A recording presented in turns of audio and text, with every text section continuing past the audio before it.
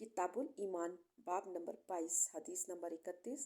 व इन ताइफतानी मिनल मोमिनीना अक्ततलु फ़अस्लिहु बैनहुमा फ़सम्माहुमुल मोमिनीन। और अगर ईमान वालों के दो ग्रोह आपस में लड़ पड़े तो इन दोनों के दरमियान सुलह करा दो।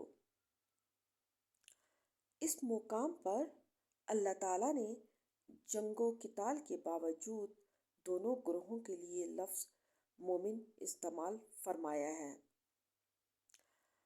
हनफी बिन कैस का बयान है कि मैं उस शख्स हज़रत अली रज़ी अल्लाह ताला अन्हु की मदद को चला। रास्ते में मुझे हज़रत अबू बकर रज़ी अल्लाह अन्हु मिले। उन्होंने पूछा, कहाँ का इरादा है? मैंने कहा, मेरा इरादा इस शख्स की मदद करने को है। उन्होंने फरमाया, वापस हो जाओ।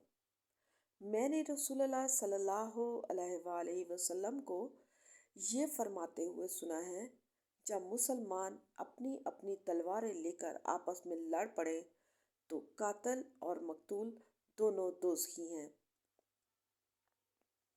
मैंने अर्ज़ किया, ए अल्लाह के रसूल, ये तो कातिल है, उसका जहन्नमी होना समझ में आता है, लेकिन मकतूल का क्या जुर्म है?